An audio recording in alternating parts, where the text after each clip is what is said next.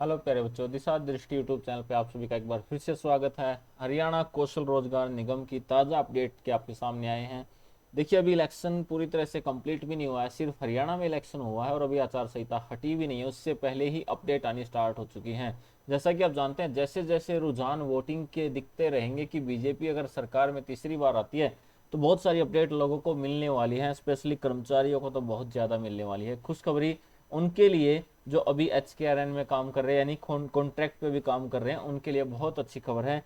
जानते हैं क्या है ये कंप्लीट अपडेट और ऐसा क्या होने वाला है। देखिए, अगर सरकार को लगता है कि आप पूरी तरह से अपना बहुमत यहाँ पे प्राप्त नहीं कर पाओगे विधानसभा वाले इलेक्शन में, तो बहुत सारी तैयारियां यहाँ पे करने वाली है, जहाँ पे वो कर्मचारियों को भी खुश करेगी और लोगों को भी खुश खुश करने वाली है, जो बहुत दिनों से, बहुत लंबे टाइम से बार बार विरोध कर रहे थे या कुछ चीज़ों की बार बार मांग कर रहे थे। वो सारी मांगे पूरी हो सकती हैं। नए अपडेट आने वाले हैं जल्दी ही। अभी तो वेट कीजिए 4 जुलाई का, क्योंकि 4 जुलाई के बाद तो बहुत सारे अपडेट आने बाकी हैं। 4 जुलाई के बाद तो बहुत सारी अपडेट, वैकेंसी भी आएंगे HKRN में, तो इसकी शुरुआत हो चुकी है। अभी से रुझान आने स्टार्ट हो चुके हैं कि सरकार को विचार करना पड़ेगा, लोगों की मांगे सुननी पड़ेंगी, उन पर काम करना पड़ेगा, तभी जाके तीसरी बार एक बार फिर से हरियाणा में बीजेपी की सरकार आने के चांसेस बन सकते हैं। नहीं तो उनको पता है कि लोग अभी नाराज हैं, वो वोट परसेंटेज नहीं मिल पाएगा जो उन्होंने सोचा था।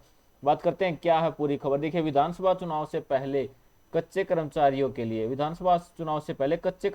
के लिए पॉलिसी लाएगी सरकार, यानी पहले ही सरकार ये सोच चुकी है, इस पे विचार कर चुकी है कि कच्चे कर्मचारियों के लिए पॉलिसी लाई जाए, ताकि उनको खुश किया जा सके। वो पहले से अभी नाराज चल रहे हैं, उसका रीजन क्या है उस पर भी बात करेंगे और क्या किस बात पे वो नाराज हैं। तो यहाँ पे कच्चे कर्मचारियों के लिए पॉलिसी लेकर आने वाले हैं। अब क्या रहेगी पॉलिसी और क्या है ये कंप्लीट खबर, उसकी बात करते हैं। ऐसी बहुत सारी अपडेट हम आपके सामने लेकर आते रहेंगे और इसी प्रकार की ताज़ा अपडेट्स के लिए जुड़े रहे हमारे यूट्यूब चैनल से। अगर आपने अभी तक सब्सक्राइब नहीं किया है तो सब्सक्राइब जरूर कर लें। और दूसरी बात, यहाँ पे अगर आप भी कॉन्ट्रैक्ट बेस पे कहीं पे जॉब करते हैं तो कमेंट करके जरूर बताएं आपको कितने साल से यहाँ पे काम आप कर रहे हैं, 3 साल से, 5 साल से या फिर 7 साल से आप यहाँ पे जॉब कर रहे हैं। ये उन लोगों के लिए अच्छी खबर है जो कॉन्ट्रैक्ट पे काम कर रहे हैं, और अच्छा रहेगा अगर उनको यहाँ पे पक्का कर दिया जाए। देखिए, लोकसभा चुनाव में कड़ी मेहनत के बाद सामने आई कच्चे और पक्के कर्मचारियों की नाराजगी, यानी सरकार ने देखा कि कच्चे और पक्के कर्मचारी सरकार से नाराज हैं, तो हरियाणा सरकार ने गंभीरता से लिया है।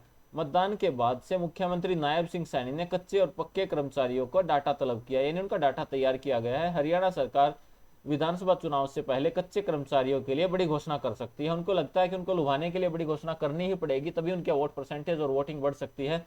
वहीं पक्के कर्मचारियों को मनाने के लिए भी रणनीति तैयार की जा रही है। नहीं तो इनको पता है कि हो सकता है सरकार खतरे में आ जाए, तो ऐसा हो सकता है, उसके लिए पूरी तैयारी करके पहले ही बैठे हैं। आचार संहिता हटने के बाद दोनों मामलों को लेकर कर्मचारियों के प्रतिनिधिमंडल के साथ बैठकों के दौर होंगे, यानी जैसे ही आचार संहिता हट जाती है तो इन दोनों मामलों पे यहाँ पे इनके जो प्रतिनिधिमंडल है उनके साथ बैठक की जाएगी, उनके साथ बातचीत की जाएगी। हरियाणा में तीसरी बार भाजपा की सरकार बनाने को लेकर भाजपा ने अभी तैयारी शुरू कर दी है। प्रदेश में तीसरी बार कमल खिलाने की जिम्मेवारी अब मनोहर लाल की बजाय नायब सिंह सैनी के पास आ गई है। लेकिन लोकसभा चुनाव में के मतदान के बाद से ही सैनी ने अधिकारियों के साथ बैठकों के दौर शुरू कर दिए, यानी अभी इलेक्शन का रिजल्ट डिक्लेयर भी नहीं हुआ है, लेकिन अंदाजा तो उसी से हो जाता है। और अभी इन्होंने इसके लिए तैयारी स्टार्ट कर दी है कि बैठकें स्टार्ट कर चुके हैं। शुरुआत से कच्चे कर्मचारियों को के लिए पॉलिसी लाने का विचार किया गया है। इनमें अभी सरकार यह तय नहीं कर पाई है कि 5 साल सेवा वालों को मौका दिया जाए या 7 साल। अभी सरकार थोड़ा सा सस्पेंस में है कि मौका ये जो दिया जाएगा पक्का करने के लिए, जो 5 साल से जॉब कर रहे हैं उनको दिया जाए या फिर 5 से ज्यादा इन 7 साल जो जॉब कर रहे हैं उनको दिया जाए। इसको लेकर सीएमओ के अधिकारी भी दो अलग अलग राय रखते हैं, यानी इसके अगर अधिकारियों की राय ली जाए तो उसमें भी दो अलग अलग राय मिली है।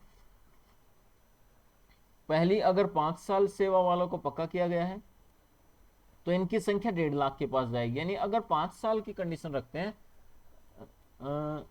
नहीं, हाँ, अगर इनको 5 साल की सेवा के लिए रखा जाता तो इनकी संख्या लगभग 1.5 लाख के आसपास रहेगी, जबकि 7 साल वालों के लिए कर्मचारियों की संख्या 80 से 90 हजार के बीच रह सकती है। दूसरी, सीएमओ के आला अधिकारी चुनाव को देखते हुए 5 साल वालों के लिए पॉलिसी लाने की अपनी राय दे चुके हैं, यानी सीएमओ के अधिकारियों का मानना है कि पॉलिसी यहाँ पे 5 साल वाले कैंडिडेट के लिए, क्योंकि इनको ज्यादा से ज्यादा लोगों को खुश करना है, तो इसलिए पॉलिसी हो सकता है ये 5 साल वालों के लिए लेकर आए। और यहाँ पे 5 वालों के लिए लेकर आए तो अच्छा है, और 7 वालों के लिए लाए तो भी अच्छा है, किसी को तो यहाँ पे जॉब मिलेगी। देखिए, यहाँ पे 5 या 7 साल पर फंसा है पेंच।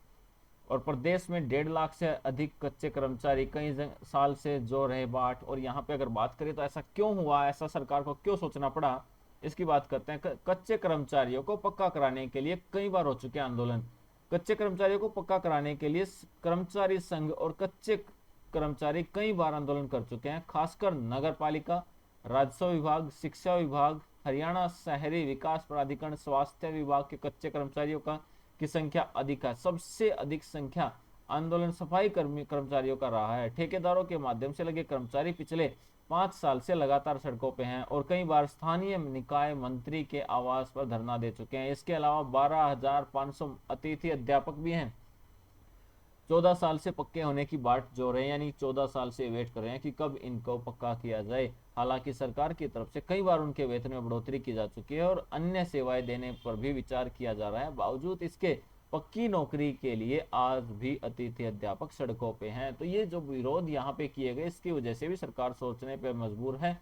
और अगर यहाँ पे बहुत ज्यादा सीटें नहीं मिलती हैं तो इस पर जरूर काम भी हो सकता है। कौशल निगम में समायोजित हो चुके 1,13,000 कर्मचारी, तो यहाँ पे क्या कहता है, फिलहाल ठेकेदारों के माध्यम से नौकरी पर लगे कच्चे कर्मचारियों को सरकार ने कौशल निगम में समायोजित किया। यानी जो ठेकेदार के माध्यम से काम कर रहे थे उनको कौशल में ऐड कर दिया गया। उनको कौशल के माध्यम से ही, हरियाणा कौशल रोजगार निगम के माध्यम HKRNL के माध्यम से ही उनको काउंट किया जाता है।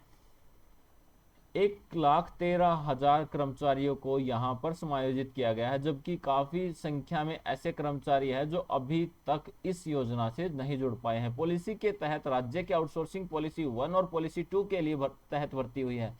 मुख्य सचिव ने 2 बार विभागों से कच्चे कर्मचारियों का डाटा मांग चुके हैं। पहले उन कर्मचारियों का ब्यौरा मांगा गया था जिनकी सेवा 7 साल हो गई हो। यानी पहले डाटा जो मांगा गया था उन कर्मचारियों का मांगा गया था जिनकी सेवा को 7 साल हो गया, बाद में उनकी सेवाएं 5 साल हो गई है। यानी जिनकी सेवाएं बाद में उनका मांगा गया, जिनकी सेवा को 5 साल हो गए हैं, उनका ब्यौरा भी मांगा गया है। अब पेंच ये फंसा है कि कौशल निगम में समायोजित कर्मचारियों का क्या होगा, क्योंकि इनकी सालाना 1 साल तक कार्यकाल बढ़ाया जाता है। यानी इसमें डाउट थोड़ा सा ये आता है कि जो कौशल में जो कैंडिडेट आ रहे हैं ना, तो इनको हर साल रिन्यूअल मिलता जा रहा है। और अगर रिन्यूअल मिलने पे अगर उसको 5 साल कंटिन्यू काउंट नहीं किया जाता तो यहाँ पे थोड़ा सा डाउट आ जाता है, इस लाइन पे थोड़ा सा सस्पेंस बनता है। लेकिन देखिए, सरकार को लोगों को खुश करना है तो यहाँ पे कुछ भी कर सकते हैं, ऐसी कोई दिक्कत यहाँ पे नहीं। अगर वो चाहते हैं तो यहाँ पे कुछ भी कर सकते हैं, ये आप लोग पहले से जानते भी हैं।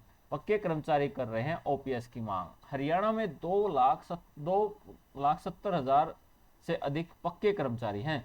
अब यहाँ पे बात करें पक्के कर्मचारी की, तो वे सभी OPS ओल्ड पेंशन स्कीम की मांग कर रहे हैं, उसको लेकर भी मांग कर रहे हैं। लेकिन सरकार की तरफ से अभी तक इस पर कोई ठोस कदम नहीं उठाए गए। यानी सरकार की तरफ से ऐसा कोई पॉजिटिव रिस्पॉन्स अभी तक यहाँ पे नहीं आया है। हरियाणा कर्मचारी संघ महासंघ और ओल्ड पेंशन संघर्ष समिति के बैनर तले कई बार आंदोलन और विरोध प्रदर्शन भी हो चुके हैं। 6 माह पहले सरकार ने एक कमेटी का गठन किया था और फिलहाल यह मामला लंबित है। यानी इस मामले को अभी तक कंफर्म नहीं किया गया था कि इस पर विचार होगा या नहीं। लेकिन आपको पता है इलेक्शन का टाइम आ चुका। असली इलेक्शन का टाइम तो अभी आएगा, जिसे हम कह सकते हैं विधानसभा का इलेक्शन, जो कि हरियाणा में होगा और हरियाणा के मुद्दे उठाए जाएंगे। अभी तक तो बात केंद्रीय इलेक्शन की, सेंट्रल गवर्नमेंट के इलेक्शन की, केंद्रीय मुद्दों की बातचीत चल रही थी ज्यादा। तो यहाँ पे सरकार को यहाँ पे मजबूर होना पड़ेगा और बहुत सारे ऐसे डिसीजंस लिए जा सकते हैं। और ये अमर उजाला की तरफ से अपडेट है। और इसी प्रकार की ताज़ा अपडेट्स के लिए ना हमारे यूट्यूब चैनल से जुड़े रहें, अपने फ्रेंड्स को भी शेयर करें। जो भी ताज़ा अपडेट आएगी आप लोगों के साथ जरूर शेयर करेंगे। वो चाहे हो सकती है HKRN से रिलेटेड, वन मित्र से रिलेटेड, या किसी भी अदर गवर्नमेंट जॉब से रिलेटेड जो कि अपडेट्स होंगे आपके सामने लेके आएंगे। इसलिए चैनल को सब्सक्राइब जरूर कर लें। और ये एक अच्छी खुशखबरी, अगर ऐसा हो जाता है तो HKRN के कैंडिडेट के लिए बहुत अच्छी खबर ये हो सकती है। देखते हैं आगे क्या होता है। जुड़े रहे हमारे यूट्यूब चैनल से। Thank you.